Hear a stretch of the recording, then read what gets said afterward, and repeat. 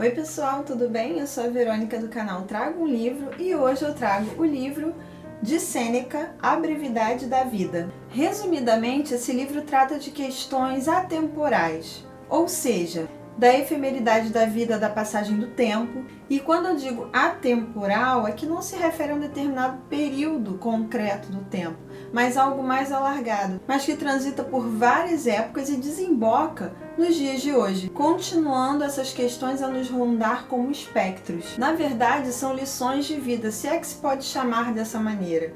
São ensinamentos. A obra é estruturada em 20 capítulos e o texto é argumentativo, ou seja, Sêneca apresenta sua tese e seus argumentos. Na prática, o filósofo trata do seu ponto de vista, no caso, a brevidade da vida, e alicerça seus argumentos de modo a nos convencer de sua ideia. Existe uma racionalidade, um raciocínio lógico, sem perder de vista os deuses e a eternidade. Mas quem foi Sêneca? Sêneca nasceu em Córdoba, que é uma região da Andaluzia, na Espanha, no ano 4 a.C.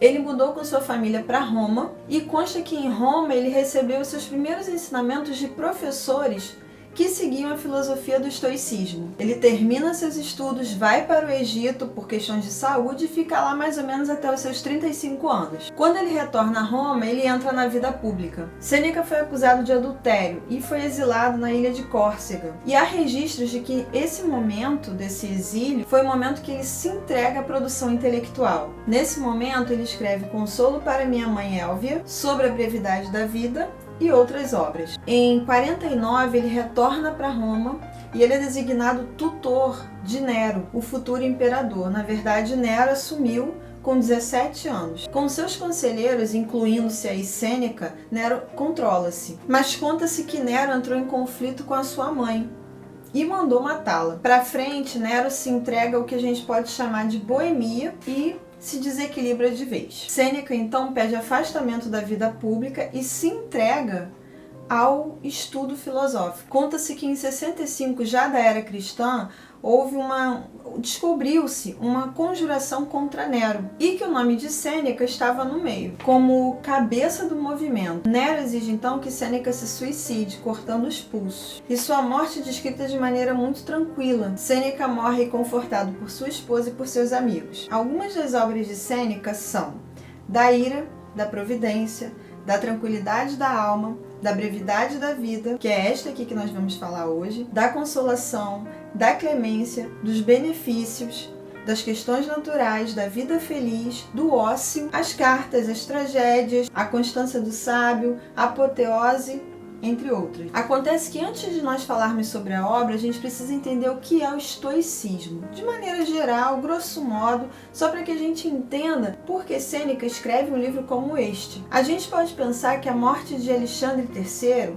marca o fim da polis, como um modelo de unidade política e o começo da difusão da cultura grega pelo Oriente. Durante o período helenístico, o homem deixa de ser um cidadão restrito a uma comunidade para se tornar, digamos, um cidadão de vastos impérios. E isso provoca a perda da importância da política individual, o que fez com que muitos se dedicassem com mais afinco à busca da felicidade pessoal por meio da religião, da magia ou da filosofia. Bom, as principais escolas filosóficas do período helenístico, que é exatamente esse período de expansão e domínio da cultura grega no mundo antigo, foram o cinismo, o ceticismo, o epicurismo e o estoicismo. Todas procuravam basicamente um conjunto de preceitos racionais para direcionar a vida e chegar à felicidade e ao bem-estar. A palavra estoicismo vem de estoar, que é uma expressão grega que significa o pórtico pintado de Atenas, que era onde o fundador dessa escola se reunia com seus discípulos. É importante entender que para os estoicos o universo é constituído de um aspecto passivo, que seria a matéria, e um elemento ativo, coesivo e criativo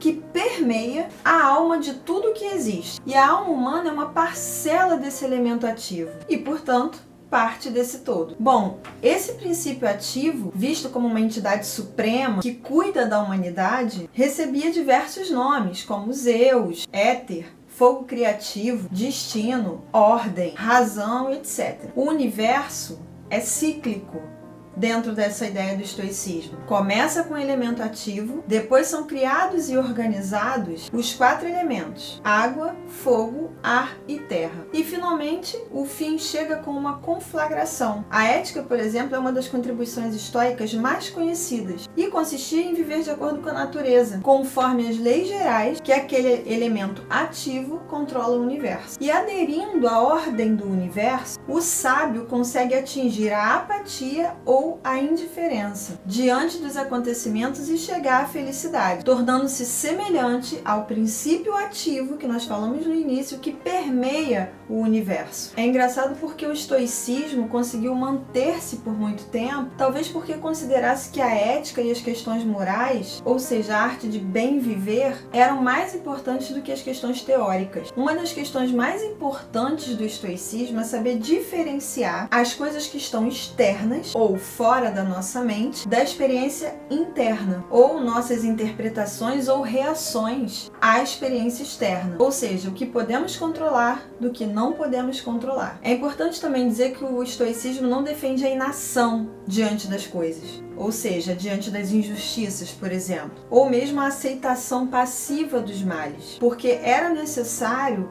cultivar as 4 virtudes estoicas, que são coragem, justiça, autocontrole e sabedoria. Bonito, né? Mas difícil. É o verdadeiro significado da mente sobre a matéria. Alguns estudiosos dizem que a filosofia do estoicismo, né, essa escola filosófica, vamos colocar dessa forma, tem semelhança com o budismo e teria influenciado diretamente o cristianismo, inclusive por correspondências trocadas entre Sêneca e o apóstolo Paulo. E o estoicismo ele se aproxima muito da vida real. Ele serve para qualquer pessoa e é aplicável há mais de 2000 anos. A gente pode dizer que o estoicismo pode ser encarado como um sistema para nos fazer superar ambientes de estresse, porque ensina exatamente o que você pode controlar do que você não pode controlar e nos prepara para focar somente, exclusivamente naquilo que nós podemos controlar. Bom, quanto à obra, no primeiro capítulo, chamado O Queixume Geral acerca da brevidade da vida, Sêneca defende que não é o tempo que é exíguo. O problema é que desperdiçamos muito dele em luxo ou em futilidades. Em seguida, no segundo capítulo, ele dá exemplos dos modelos negativos de vida. A avareza, a futilidade, a bebedeira, a inércia, a preocupação com o que os outros pensam da gente, a ganância, a desconfiança, a inveja, a falta de projeto de vida. E termina dizendo, enfim,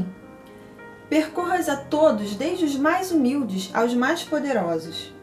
Esse procura advogado, aquele atende. Um corre algum risco, outro defende, enquanto intervém quem o julga. Enfim, ninguém pertence a si mesmo. Cada um se desgasta em atender a outrem. Consulta a lista dos nomes conhecidos por todos e verás que estão assinalados por estes signos. Um dá atenção para o outro, mas ninguém para si mesmo. No capítulo A Errônea Prodigalidade do Emprego do Tempo, ele defende a ideia de que estamos vivendo como se fôssemos viver para sempre e chama a atenção para a nossa fragilidade. Estamos adiando a nossa vida para o futuro sem saber se chegaremos a esse futuro. Ele dialoga com a aposentadoria, que é um assunto tão pertinente e atual. Adiamos a vida para 50, 60 anos, lugar onde poucos conseguem chegar, principalmente no contexto do filósofo e no nosso contexto também brasileiro. Apesar das estatísticas estarem dizendo que os idosos, né, as pessoas da terceira idade, como se chama, estão vivendo mais, que bom, mas a gente sabe que ainda há um déficit muito grande. No capítulo intitulado Vida Atribulada é Sorvedouro dos Anos da Vida, ele destaca que o que menos faz o indivíduo atarefado é viver. E alerta, é que todos quantos te solicitam para alguma defesa, eles te subtraem de ti mesmo. Aquele acusado, de quantos dias não te privou? E aquele candidato? E quantos consumiu aquela velha já cansada de tanto enterrar herdeiros? E aquele que se finge de enfermo para incitar a cupidez dos que lhe cortejam a herança? E aquele amigo poderoso que te festeja não por amizade, e sim por mera ostentação? Computa, volto a insistir, repassando os dias de tua vida.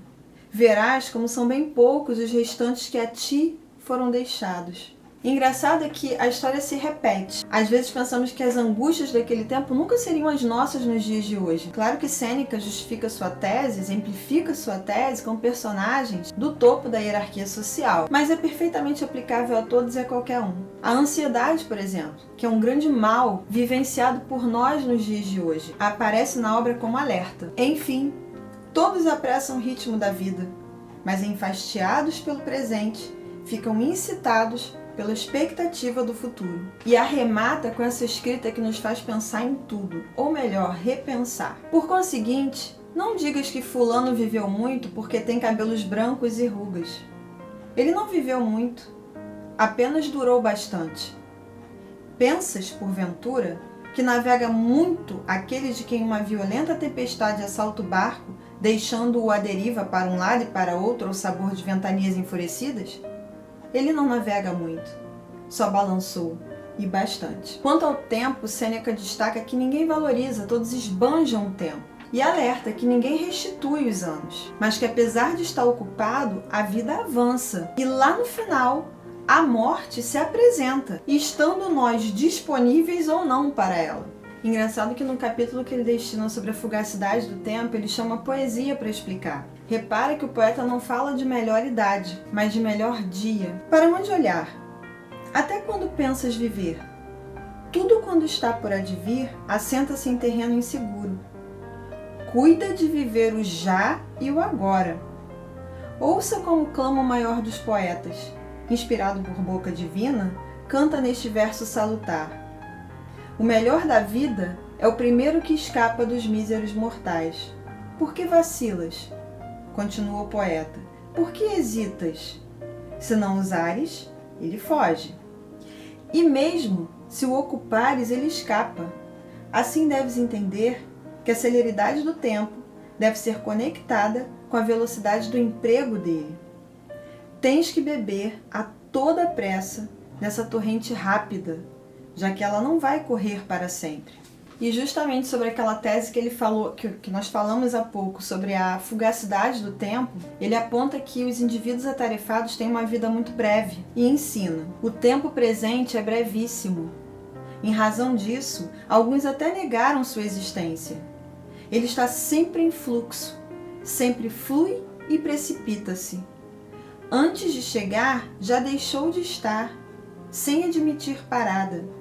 Nem mesmo o universo e as estrelas, porquanto aquela agitação sempre em movimento, nunca estaciona na mesma posição.